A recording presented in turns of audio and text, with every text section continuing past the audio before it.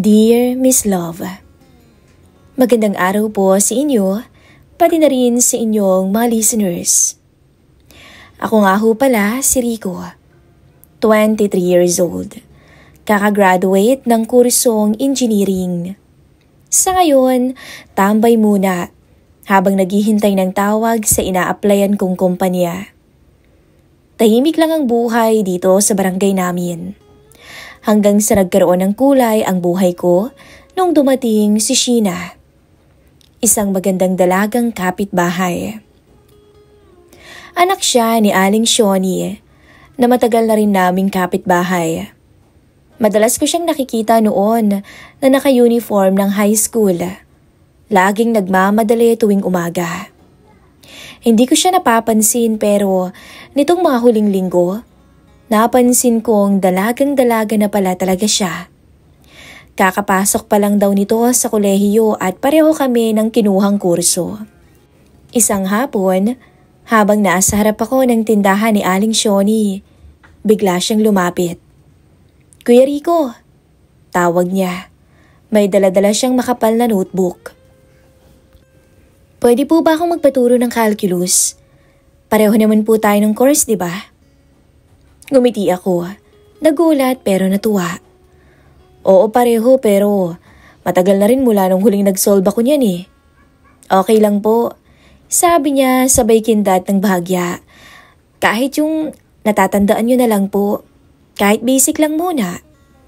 Napakamot ako sa ulo. "O sige, punta ka na lang sa bahay bukas ng hapon. May whiteboard pa ako roon, baka makatulong." Kinabukasan, eksaktong 3:00 ng hapon, kumatok siya. Simple lang ang suot niya. Sando at short. Pero ewan ko ba kung bakit parang ang gaan ng paligid nung makita ko siya. "Pasensya na po kuya, pumunta na ako kasi maingay sa bahay namin eh," sabi niya habang inilalabas ang notebook niya. "Walang problema," sagot ko sabay turo sa mesa sa may sala. Habang tinuturuan ko siya, napansin kong ang lapit-lapit niya. Kada yuko niya, naamoy ko yung pabango niya. Yung tipong ang bango pero hindi matapang. Tapos, tuwing hindi niya maiintindihan, titingin siya sa akin. Medyo nakakunot ang noo. "Kuya, paano po ba naging ganito to?" tanong niya sabay turo. Nilapit ko yung sarili ko at halos magdikit yung balikat naming dalawa. Naramdam ko yung init. Kakaibang init na hindi ko maipaliwanag. Ganito kasi yan. Narinig ko siyang napahinga ng malalim. Tapos ngumiti. "Ang galing mo talaga. Siguro kayo yung pinakamagaling sa klase niyo, no?" "Nako, hindi no," sabi ko sabay tawa. Pero totoo, medyo kinakabahan na talaga ako sa presensya niya. Habang tumatagal, parang hindi lang aralin ang pinag-uusapan. May halong kwentuhan na at tuksuhan. Siya nga pala, "May girlfriend ka na ba, Kuya Rico?" tanong niya bigla. Napalingon ako. "Wala? Bakit mo naman natanong?" "Wala lang. Gusto ko lang malaman. Ang gwapo mo kaya?" sagot niya sabay kagat ng kanyang pang-ibabang labi. Natawa ako pero sa loob-loob ko, may kakaibang kilig akong naramdaman. Hindi ko alam kung biro lang ba yon o may laman. Lumipas pa ang halos 2 oras. At nang mapansin kong papadilim na, sinabi ko kay Sheena na, "Umuwi ka na kaya, baka hanapin ka na sa inyo." Oo nga pala, inayos niya yung mga gamit niya pero hindi pa rin siya umalis. Kuya Rico, pwede po ba ulit bukas? May quiz kasi kami. Gusto kong makapasa." "O sige, walang problema." Pagalis niya, naiwan akong nakatulala. Hindi ko alam kung dahil ba sa pagod o dahil sa ngiti niya bago siya lumabas ng bahay. Kinabukasan, ganun ulit. Bumalik nga siya. Aral, kwentuhan at tawanan. Pero ngayong pangalawang araw, mas kampante na siya. Naka-tank top siya at maong na short. At tuwing tumatayo siya para kumuha ng tubig, hindi ko maiwasang hindi mapatingin. "Kuya," Seryoso ka ba talagang magturo? Sabi niya habang nakangiti. Oo naman, pero parang ikaw nga tong hindi seryosong matuto eh. Biro ko. Kasi naman, ang hirap kayo mag-concentrate kapag ikaw yung nagtuturo. Sagot niya sabay tawa. Natahimik ako at napalunok. Hindi ko alam kung paano ko tatanggapin yung biro niya. Pero tumawa na lang din ako para hindi halata. Lumapit siya ulit. Itinuro ang mali ko. O, tingnan mo, mali ka dito kuya. Talaga? Tanong ko sabay tingin sa kanya. Nasa sobrang lapit niya, halos magdikit na yung mukha naming dalawa. Sandali kaming nagkatitigan. Yung tipong parang walang ibang tao sa paligid. Bigla niyang binawi yung tingin niya. Sabay tawa. Sorry kuya. Ayos lang. Sabi ko pero ramdam na ramdam ko yung bilis ng tibok ng puso ko noon, Miss Love. Pagkatapos ng ilang araw, naging routine na namin yung mga tutoring session. Paminsan-minsan, nagdadala siya ng merienda, pansit, o kaya naman kape. Para may energy ka sa pagtuturo, Kuya Rico. Sabi niya habang inaabot ang paper cup. Salamat pero baka naman maubos allowance mo niyan. Ako papagalitan ng nanay mo. Hindi no, ayos lang yun. Sulit kaya. Guwapo pa tutor ko. Biro niya. Lalo naman akong napangiti. Hindi ko alam kung anong nangyayari sa amin, pero masaya ako tuwing naririnig ko yung boses niya. Parang ang dali ng araw kapag kasama ko siya. Lumipas pa ang mga araw, naging busy siya sa eskwela. Ako naman ay naging busy sa ibang bagay. Martes yun, nung magulat ako nung mag-message siya sa messenger. Kuya Rico, pwede po ba bukas ulit? Review namin sa major subject eh. Promise, last na. Oo naman, anong oras ba? Mga 4:00 po. Thank you Kuya Rico ah. Napakabait mo talaga. Basta mag-aral ka ng mabuti. Promise, gagalingan ko. Pero minsan gusto ko ring matuto tungkol sa ibang bagay. Hindi lang sa calculus. Sabi niya. Napatigil ako sa pagbabasa. Hindi ko alam kung anong ibig niyang sabihin, pero may kakaibang saya akong naramdaman. Kinabukasan, dumating siya na may dalang maliit na pasalubong. Keychain na may nakasulat pang best tutor. Ayan na, para maalala mo naman ako kahit magkatrabaho ka na. Sabi pa niya. Ngumiti ako. Salamat, Sheena. Pero wag mong sabihing mawawala ka agad sa buhay ko, ha? Napatingin siya sa akin. Seryoso ang mata. Depende, kung gusto mo pa akong turuan. Bago siya umalis noon, ngumiti siya. At sabay sabing, kita tayo ulit bukas, kuya. Promise. Review lang talaga. Pero sa loob-loob ko, alam kong hindi na lang review ang inaabangan ko sa pagkikita naming dalawa. Lumipas ang mga araw. Mag-aalas 5 na ng hapon at pauwi ako noon galing sa bayan nang mapadaan ako sa may gate ng kolehiyo. Napatigil pa ako nung mapansin kong pamilyar yung nakaupong babae sa waiting shed. Nakalugay ang mahabang buhok, may hawak na libro at mukhang pagod na. Sheena, tawag ko. Napalingon siya at agad sumilay yung pamilyar ng ngiti. Kuya Rico, tanong niya. Anong ginagawa niyo dito? Wala, may pinuntahan lang ako. Ikaw, kanina ka pa? Oo kuya, wala po kasing masakyan puro puno yung mga tricycle. Nilingon ko yung motor kong nakaparada sa tabi. Sakto, pauwi na rin ako, sabay ka na sa akin. Talaga? Tanong niya na para bang nag-aalangan pa pero kinikilig naman ang boses. Oo naman, kaysa abutin ka ng dilim dyan. Sandali siyang nag-isip, tapos ngumiti. Sige pero daan-daan lang hindi ako sanay umangkas. Natawa ko. Huwag ka mag-alala, hindi ko naman bibilisan. Inabot ko sa kanya yung helmet ko, tapos sumakay na siya sa likod. Ramdam ko ang paglapit niya. Maingat at para bang natatakot na mahulog. Napansin ko rin yung malamig niyang kamay na bahagyang humawak sa likod ng t-shirt ko. Ano, ready ka na? Tanong ko. Ready, Kuya Rico. Sagot niya sabay tawa. Habang tumatakbo yung motor, ramdam na ramdam ko yung tibok ng dibdib niya. Sa bawat pagliko, napapahawak siya sa akin ng mahigpit. Minsan ay napapayakap pa, kahit hindi naman ako mabilis magpatakbo ng motor. Pagdating sa tapat ng bahay nila, hindi siya agad bumaba. Maya-maya nagsalita siya.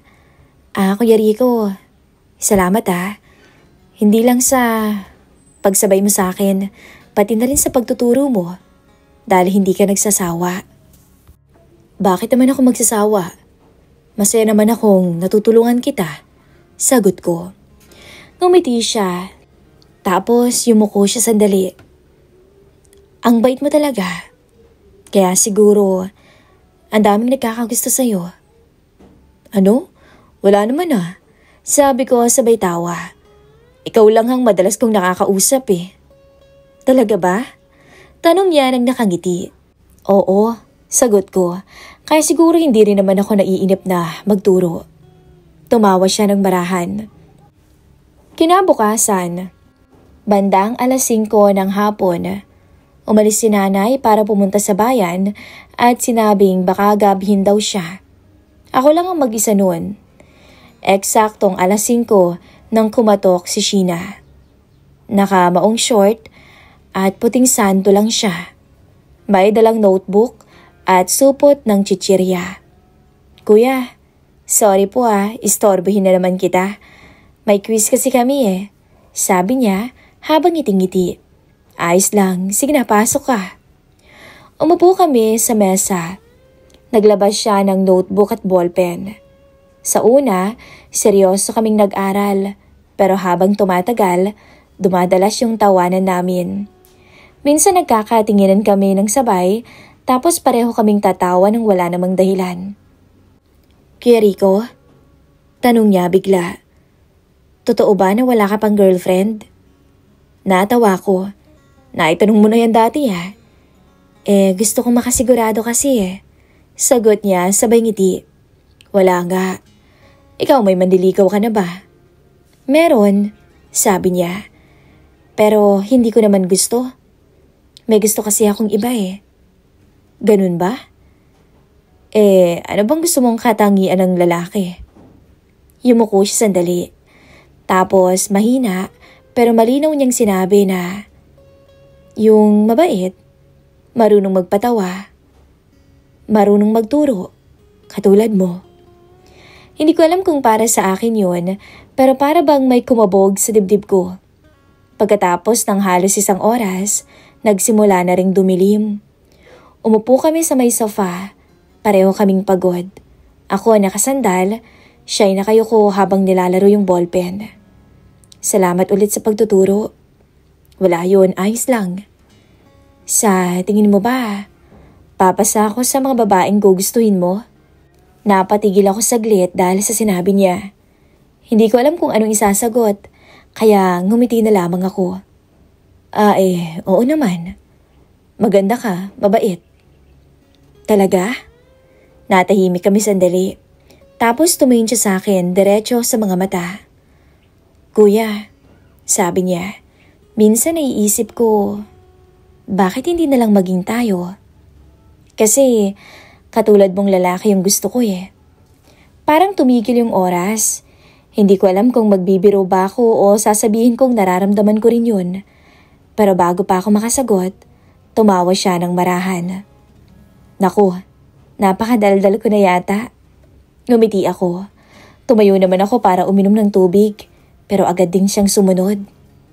Maya-maya, nagkadikit yung kamay naming dalawa. Sandali lang yun pero parang uminit ang buong katawan ko. Walang nagsalita, pero pareho kaming nakangiti. Pagbalik sa mesa, sinabi ko na baka gabihin ka na. Oo kuya, aalis na rin ho ako. Tapos nag-ayos na siya ng gamit niya. Pero bago siya lumabas ng pintuan, tumingin siya ulit. Kuya Rico, ang saya ko kapag ikaw yung kasama ko. Ngumiti ako. Ako rin, mag-iingat ka sa pag-uwi, Sheena. Nung makaalis siya, tahimik akong napaupo. Ramdam ko pa rin o amoy ko pa rin yung pabango niya. Hindi ko alam kung anong nangyayari, pero malinaw sa akin, may kakaiba na. Pagkalipas ng ilang araw mula nung huling pagpunta ni Sheena, parang nakasanayan ko na ang katahimikan ng bahay. Pero aaminin ko, iba na ang klase yung katahimikan ngayon. Para bang may kulang, parang may hinahanap na ako. Bandang 4:00, habang nag-aayos ako, may narinig akong katok. 3 sunod-sunod. Sabay may tumawag na pamilyar na boses. Kuya Rico? Napangiti ako agad. Alam kong si Sheena yon. Paglabas ko, bumungad siya, naka-jeans at blouse. Kahit ganon, para bang mas naging dalaga pa siyang tingnan ngayon. May dala siyang kape sa isang paper cup at maliit na bag ng pandesal.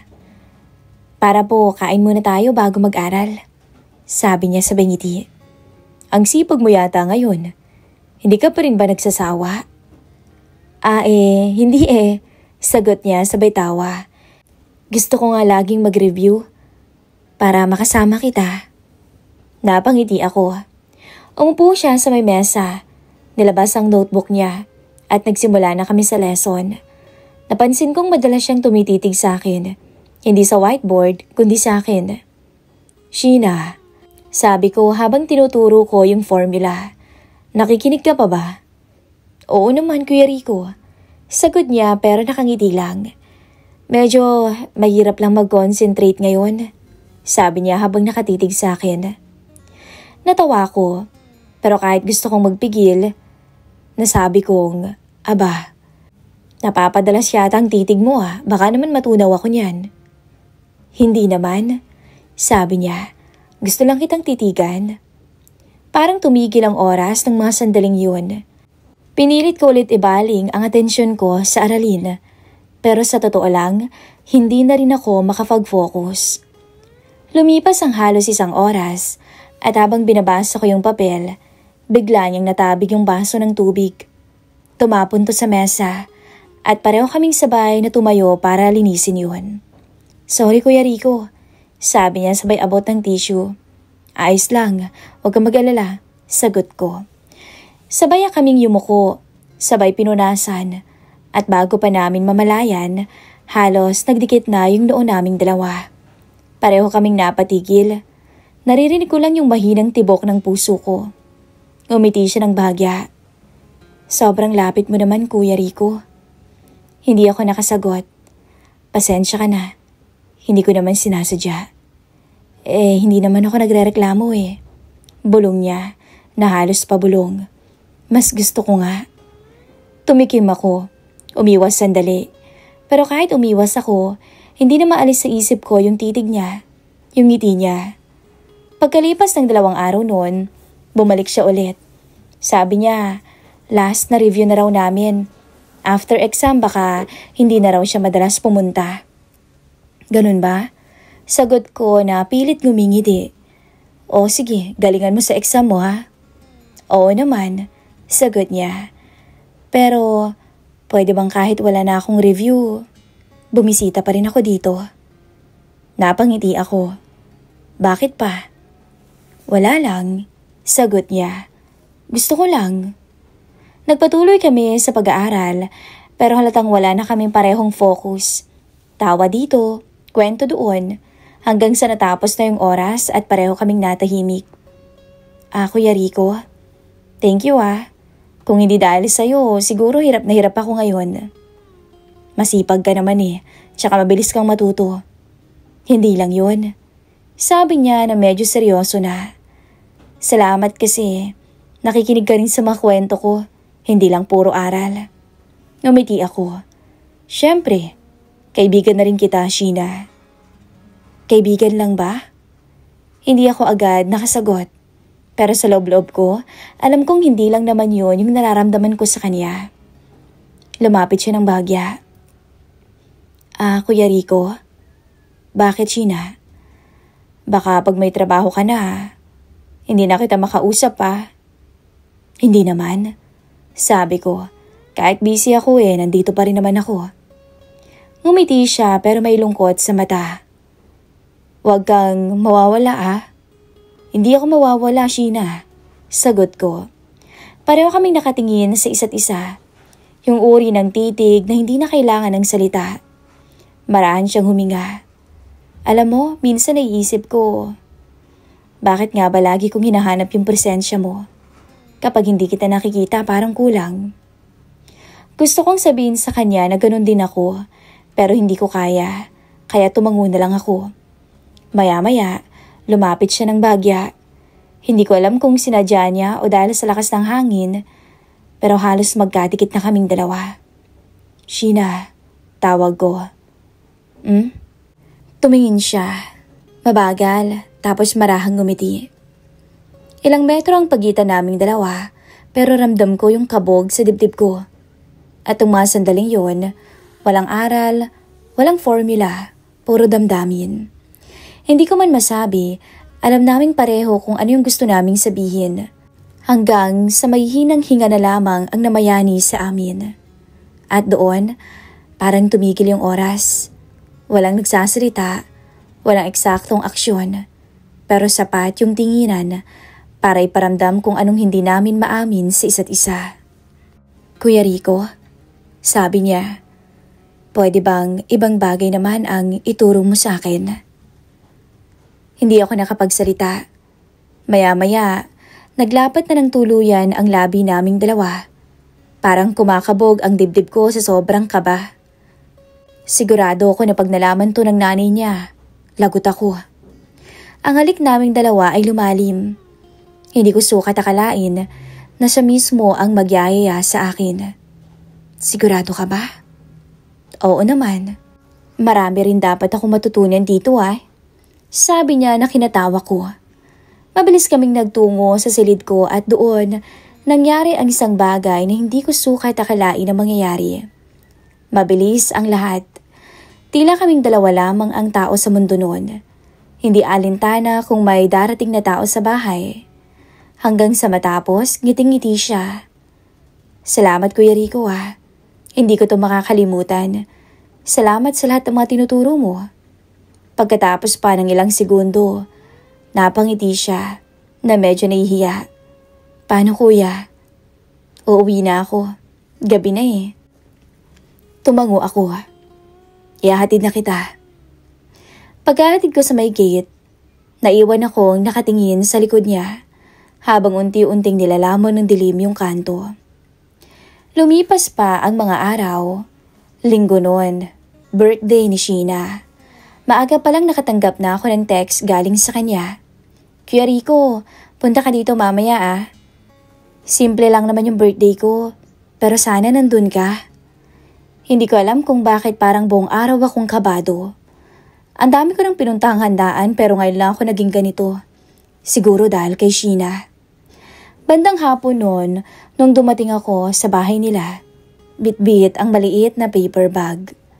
Nandun ang binili kong bracelet na hindi naman mamahalin. Pero pinili ko yung simple, yung babagi sa kanya. Pagbukas ng pintuan nila, sinalubong ako ng tawanan. May ilan siyang kaklase na nandoon, pati ilang kapitbahay. Nung makita niya ako, agad siyang ngumiti at lumapit. Kuya Rico, akala ko hindi ka napupunta Sabi niya na halatang masayang masaya. Hindi naman pwedeng mawala ako sa birthday mo. Sagot ko. Inabot ko yung maliit na paper bag. Regalo ko to? Oo, wag mong pagtawanan Baka hindi mo magustuhan Pagkabukas noon, nakita niya yung bracelet. Ngumiti siya. Hindi ko magugustuhan ang ganda-ganda nga. Salamat Bagay yan sa'yo. Sabi ko sabay iwas ng tingin kasi para bang bigla akong nahiya. Tahimik kami habang pinagmamasdan yung mga ilaw. Narinig ko siyang bumuntong hininga. Sana ganito tayo palagi, no? Pagkatapos ng ilang oras, unti-unti na rin nagpaalam ang mga bisita. Naiwan na lang kami sa labas, kaming dalawa. Sheena, salamat pala sa pag-imbita. Salamat din sa pagpunta. Hindi kumpleto yung birthday ko kung wala ka. Napatitig ako sa kanya. Hindi dahil sa ayos niya, kundi dahil sa paraan ng ngiti niya. Nang tuluyan ng umalis lahat ng bisita, agad siyang lumingon sa paligid. At nung makitang wala ng tao, Binigyan niya ako ng isang halik. Halik lamang sa pisngi yun pero nakaramdam agad ako ng kakaiba. Kung may regalo ka sa akin, dapat may regalo din ako sa'yo. Anya sabay hila niya sa kamay ko. Agad kaming nagtungo sa likod bahay nila kung saan may maliit na kubo. Madilim ang paligid, pero hindi yun ang nagpapakabog ng dibdib ko, kundi ang pagkakadaiti ng balat namin. Kuya Rico, Anya, nung nakarating kami sa loob ng kubo, mahal kita. Sabay halik niya. Hindi na ako nakasagot dahil ang halik na yon ay lumalim hanggang sa tuluyan na namang may nangyari sa amin. Parehas kaming hingal pagkatapos. Bandang 11:00 ng gabi, tahimik kaming naglakad papunta sa harap ng gate nila.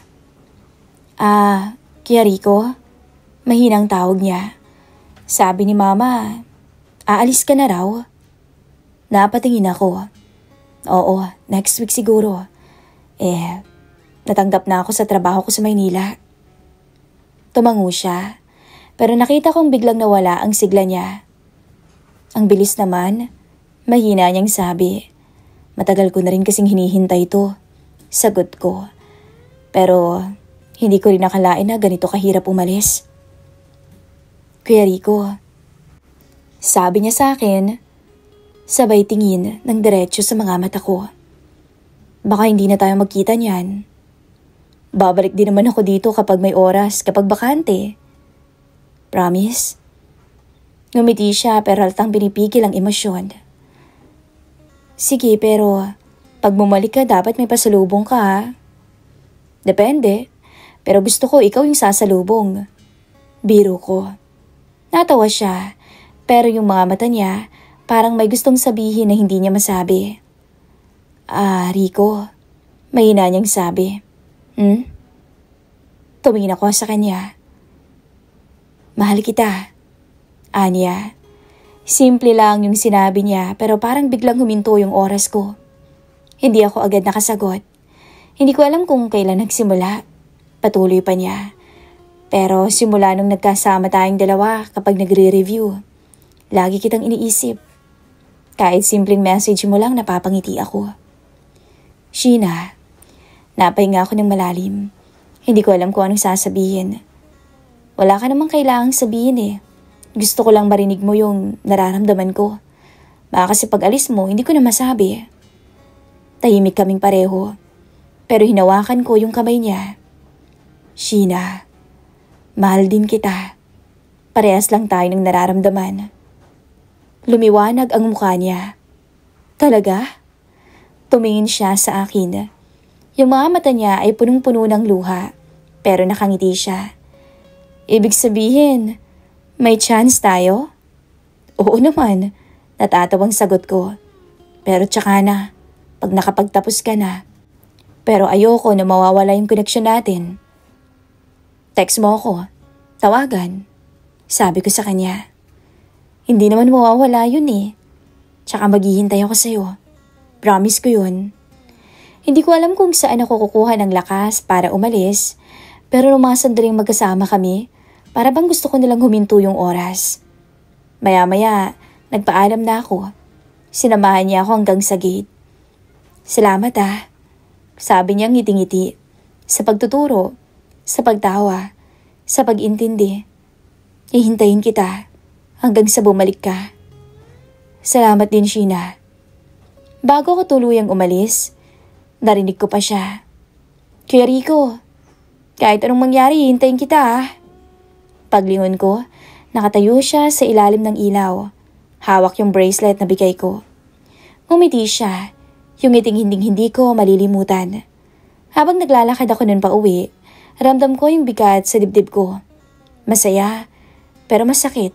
Dahil alam ko, mahal ko si Sheena. Hindi ko alam kung kailan ulit kami magkikita.